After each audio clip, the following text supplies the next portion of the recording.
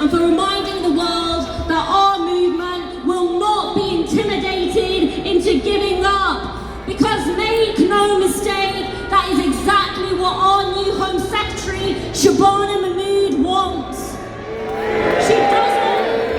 She doesn't want to just ban demonstrations. She wants to criminalize dissent. She wants to send a message that if you march for Palestine, if you speak out against genocide, if you demand justice, then the state considers you the problem. Shame on her!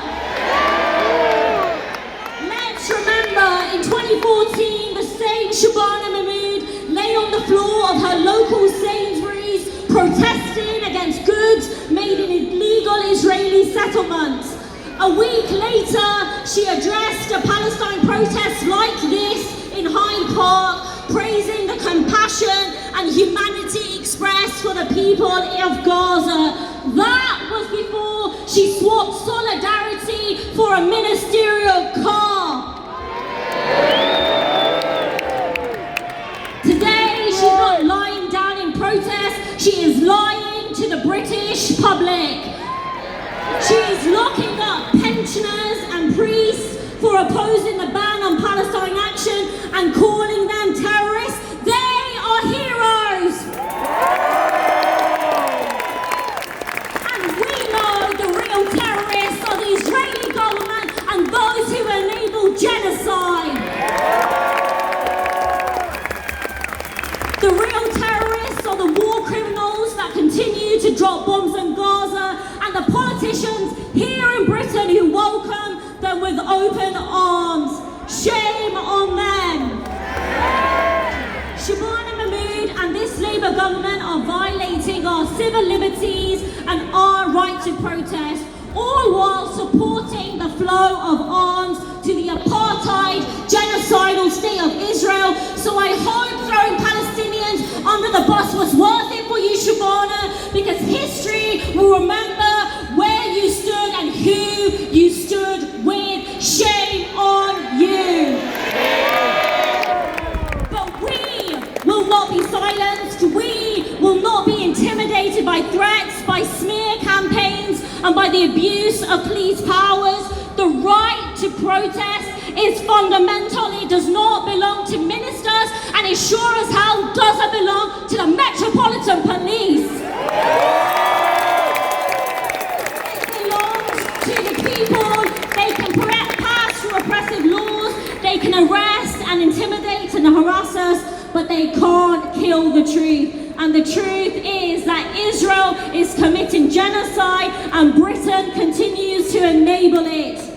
And let me be absolutely clear, you can condemn anti-Semitic terrorism and you can stand unconditionally with the people of Gaza who are being starved, bombed and slaughtered. Because our movement is built on a simple universal principle. Every human life is precious. Nobody in Palestine or anywhere else should live under siege, occupation or apartheid. And our struggle is the most moral of all, a struggle for humanity itself. And when governments can't defend the indefensible, they resort to punishment and threats. Look at the courage of the global summit flotilla, volunteers from all over the world who set sail to deliver food and medicine to Gaza when entire nation states didn't. They were attacked, kidnapped and tortured for daring to defy genocide. And that brutality wasn't just to punish them, it was to send a message to us all: don't you dare resist. Well, guess what? We will resist. From London to the ports of Naples, we are a global movement that will not bow down. And I've been inspired by what I've seen in Italy. 2 general strikes against genocide, dockers refusing to load weapons, students walking out of universities, small, courageous trade unions leading the way, forcing the big ones to follow. That's what real leadership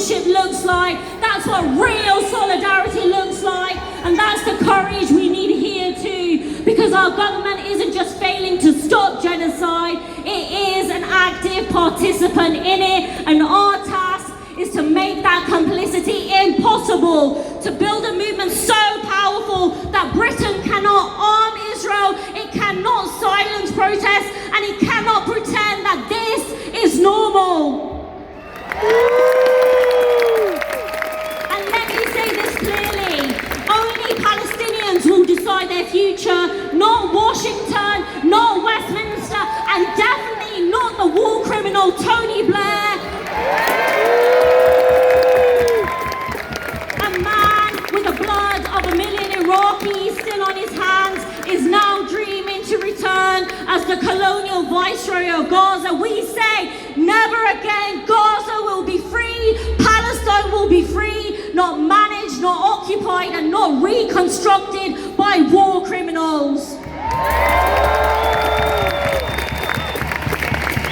As Israel's bombs still fall, the Palestinian people celebrate a ceasefire, a testament to their unbreakable spirit. But we know peace means more than a pause in the bombing. It means freedom. It means freedom from occupation, from apartheid, from siege, freedom to decide their own destiny. And until that day comes, we will keep marching, we will keep boycotting, we will keep divesting, and we must sever all diplomatic relations with the genocidal apartheid state of Israel. Expel the ambassador, shut down the embassy.